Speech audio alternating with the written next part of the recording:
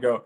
Good morning, good afternoon, good evening, wherever you're viewing and listening to us. I want to welcome you guys to the Recruiting Academy podcast. I am your host, Coach Holman, joined by the beloved Coach Hughes.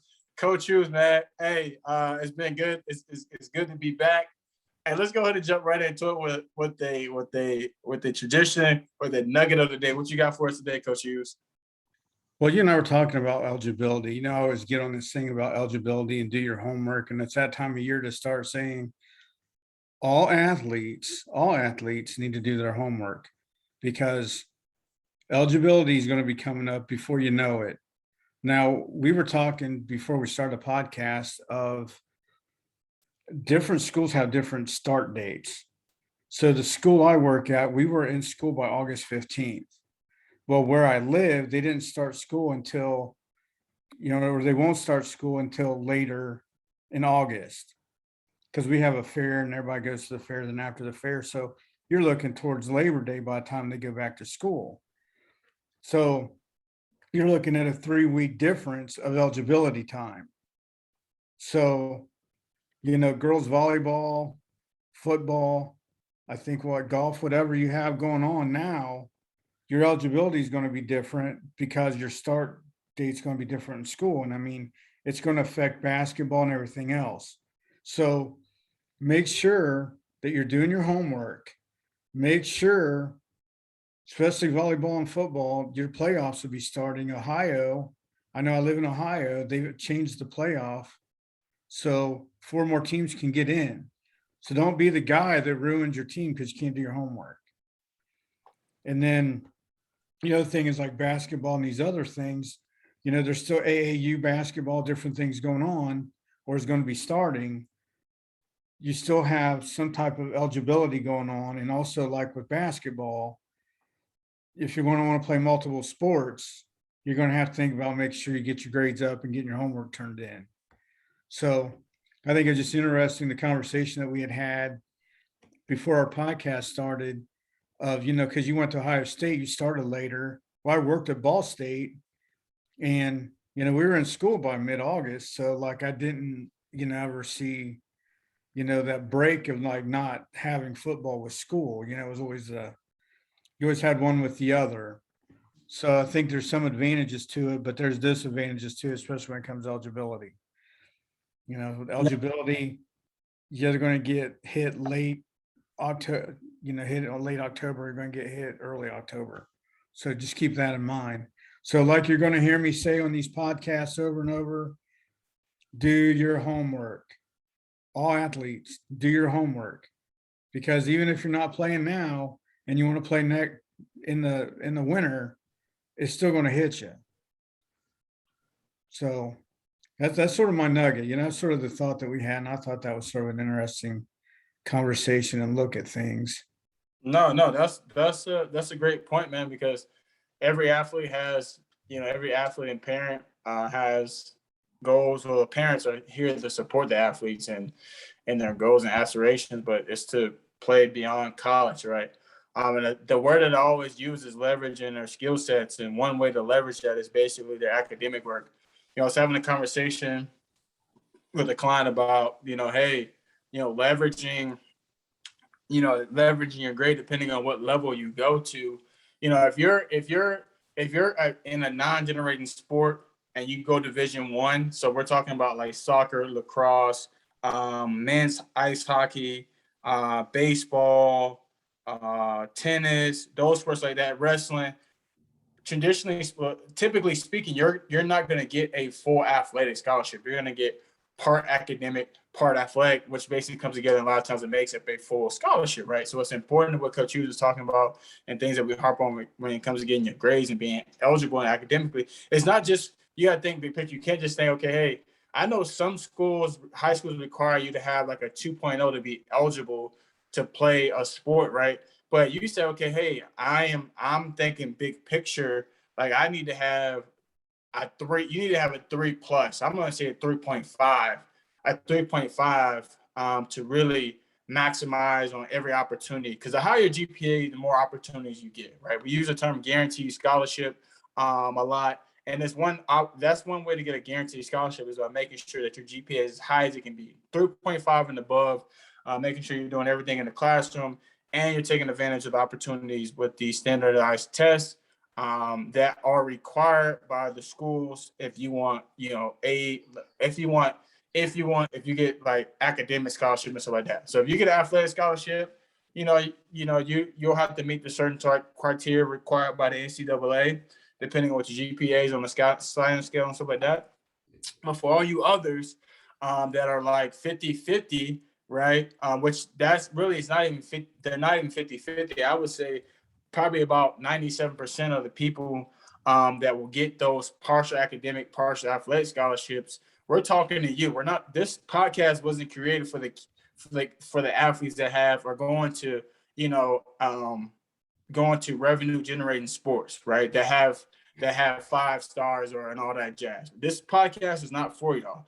This podcast, now we have a part of the podcast that is for everybody, and that's the business of athletics, and we'll get to that segment at some point in time in the next couple weeks. But as far as what this whole thing was created was to help athletes that understand their error, that are going to fall through the cracks, but need to have an understanding of how to leverage their ability. And it all starts in the classroom with leveraging your grades, and then leveraging your athletic ability at the end of the day to be able to create that. So the things that Coach Hughes is harping on, it's all true. It's all true. There's no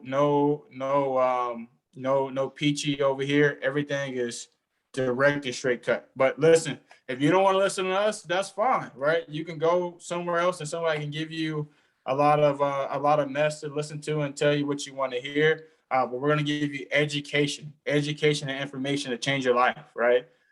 We have a process in place to help you get scholarship opportunity. If you follow that process, it will work, right? But it all comes down to this as well. It comes down to timing, right? So you may want a Division I offer, but you came to us your senior year. You're asking for a huge ask especially if you don't have one half traction already going with coaches. So now you're basically somebody that's not even on the radar that you're going to try to come in and try to do it. It's possible, right? Those things are still possible. But your academic stuff and your athletic stuff better be, crisp. Better be crisp on the field. If it's not crisp, you can't do it. You have anything to add to that, Coach, before we get into our topic for this for today? Yeah, and that's something I forgot that I'll have to get after this podcast from you. Is one of our clients applied, because we tell them, like, if you have a 4.0, apply everywhere.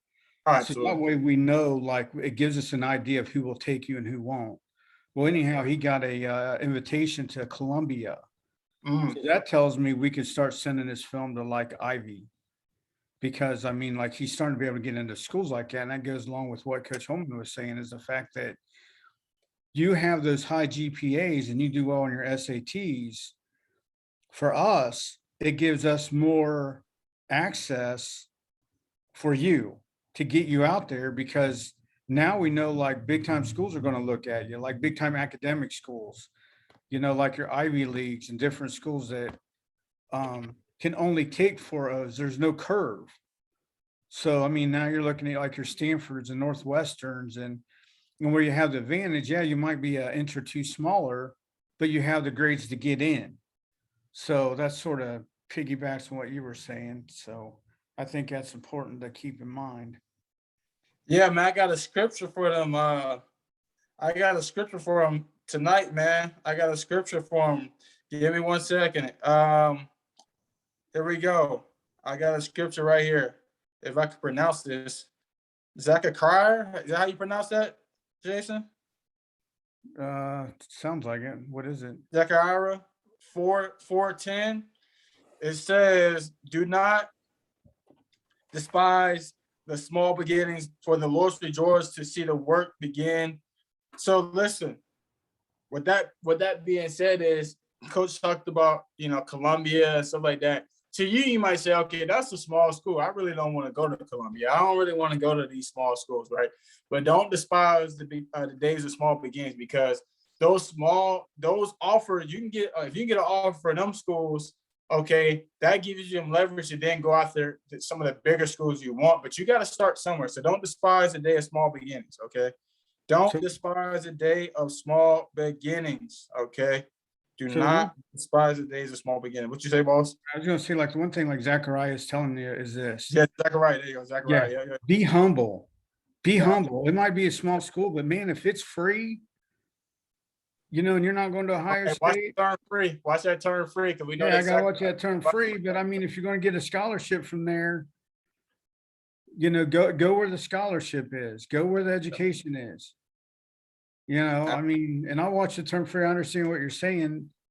However, what I look at is this: if someone needs my talents, where I can go there and it matches my academic needs, and that's what you got to look at too. Maybe smaller schools will hit your academic needs, and a lot of times these smaller schools are what you need because the classes are smaller. So yes, follow Zachariah. I mean, like we say here on this podcast, and Coach Holman and I say, the Bible is the playbook. God's the coach. There's some good advice in there. So humility is the number one rule of life, I'm telling you. Absolutely. Be humble. Be humble, man. But let's jump into this topic of discussion where as we get close to September 1st, man, it's one of those things that for anybody that's in recruiting, especially depending on your sport, it is a huge time for you because that's when coaches they can send you stuff in the mail and stuff like that. But this is when you start getting those private DM messages from the coach. You get phone calls and stuff like that as well.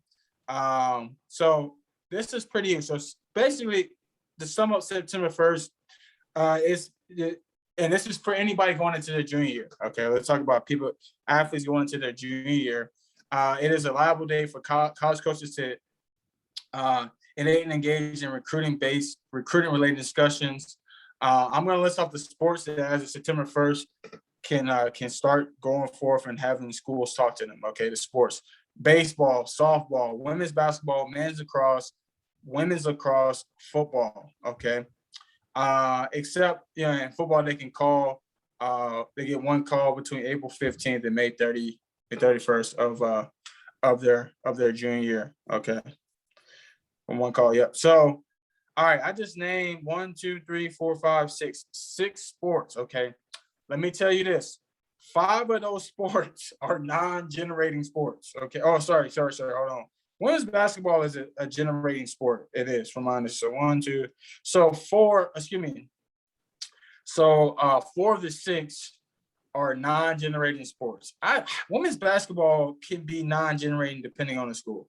So I'm gonna say one that non-generating. Okay. So 5 of the 6 schools are non-generating sports. Okay. Football is the only school, right? With this being said, man, this is huge because the majority of sports on here are non-generating sports, and we just talked about how academics are going to play a part in you potentially getting a partial academic and partial partial athletic scholarship, depending on the sport of choice. So, baseball, non-generating sport; softball, non-generating sport; women's basketball, non-generating sport; men's lacrosse, non-generating sport; women's lacrosse, non-generating sport; football is a generating sport. Football probably makes the most money out of every sport, even men's basketball. Men's basketball is the second when it comes to generating money for one, the athletic department, and 2, the school. Okay. So and when September 1st, when your junior comes around, you have the ability to basically receive contact information from a coach. Okay. So, we just gave you September 1st. So coaches can send you. So this is the point. So Coach Hughes, this is going back to a message that you've been preaching the whole entire time, because as you are the scouting director for the Midwest, you go and talk to athletes and stuff like that. What is one of the biggest things you talk about with their Twitter? What's the biggest thing you talk about? Oh, besides the fact that they don't have the mailbox on there. That's the only thing. That's the biggest thing that you talk about, man. So tell us a little bit about kind of what you've seen so far with kids not having their mailbox open and all that jazz. Well, the one thing is like you see, because right now, like I look at film from all over the country, and I'm looking for some kids that be great clients that need help, try to get them where they need to go, and then you do all that work and you finally find their Twitter and they don't have a mailbox. I mean, and this is for all sports, we're talking, like I'm working with some basketball families and they're worried about being online with their kids. And the one thing I tell them, do Twitter, make sure the mailbox is open and you can screen what's coming in and out and who's talking to you. But that's the only way coaches can contact you is through Twitter. So if you don't want them to have Facebook or any of that other stuff, that's cool. But Twitter is a great tool to get looked at. Coaches can follow you, but you need a mailbox to get a hold of you. That's the thing. Sorry. No. I think I tried to click over and pull up an image. But yeah, man. I've been on Twitter myself watching coaches, and they were saying, hey, 2020, 2023, have your mailbox open so we can reach out to you. And they know a lot of kids don't have their mailbox open. And a lot of times they've been receiving messages from coaches and stuff like that, or coaches have been attempting to reach out to them and their mailbox is closed. So, to this point that I'm making is have your mailbox open. I don't care what sport you play. There may be an opportunity out there that awaits, but if you do not have your mailbox open, if you do not make it yourself open to being open to be in communication with people, then you're shooting yourself in the foot. You're doing yourself a disservice, right? Use social media what it's used for. Like I said, 93.7% of college coaches use Twitter. Guess where you need to be? On Twitter. Now, obviously, some other coaches use other social media platforms. I'm telling you, Twitter is a place to be. Okay, that's where coaches conversate and have conversations and stuff like that. So you need to be on Twitter. You need to be on Twitter. Let me add a couple more things to the September 1st thing. And this, a lot of times, this is going to be more particular to the Division I level when we talk about September 1st. So don't just get discouraged if you're not a Division I kid. Just please go to the NCAA website, ncaa.org, to find out further information on when coaches can talk to you. But the majority of the time, it's going to be September 1st. Or here's another way for them to get around the September 1st thing is when you come on campus. So that's why it was a big thing during COVID of like trying to figure out how they could get kids on campus, or they couldn't get kids on campus, but how they can conversate with kids. And this is going to pretty much go on to touch what we're talking about right now. So the communication can be phone calls, emails, video chat software, Zoom, FaceTime, Skype, and social media direct messages. These conversations can be about where you stand on their list, what you've been doing in your recruiting process and the recruiting timeline.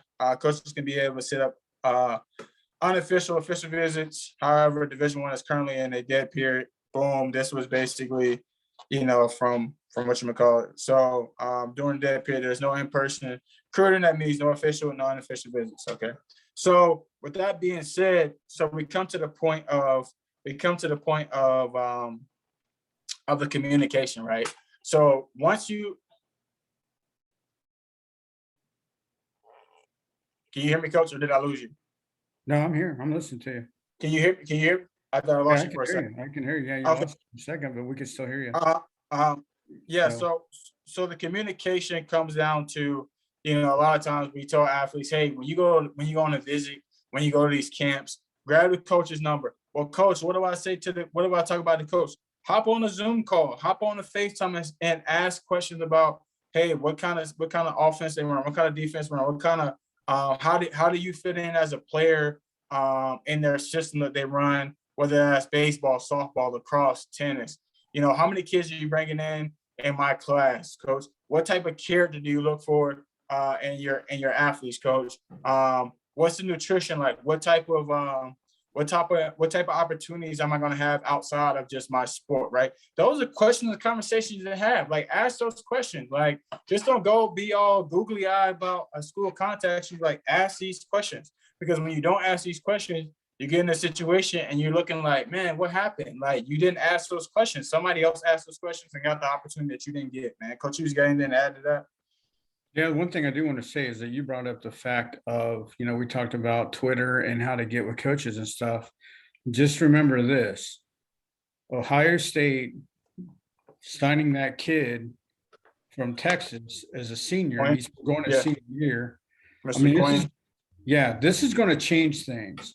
So even junior high kids, you need to pay attention, because they're even going to start looking at junior high, the junior high area to see like, like seventh and eighth and freshmen.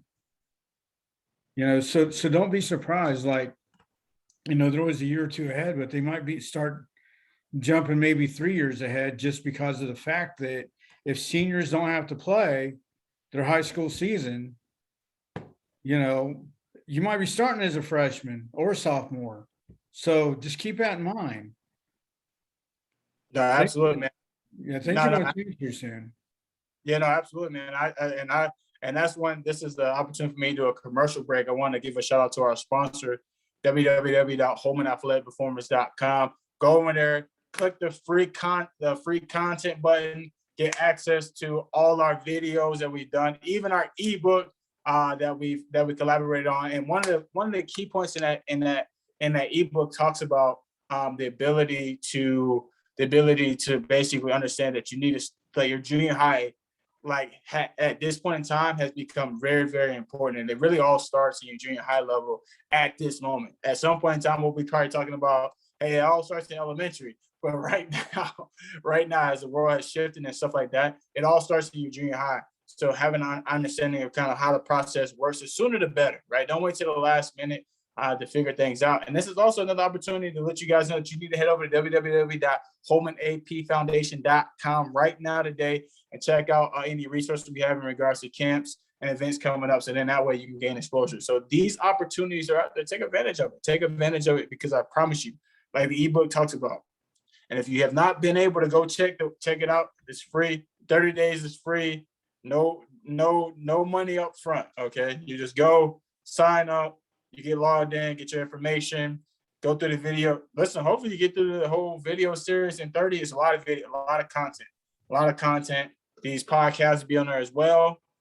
The podcasts are on there as well already. This podcast will be uploaded as well. So just make sure you take advantage of the opportunity. Listen, the ebook's out there for you guys to take advantage of. Go do it. Coach, you got anything?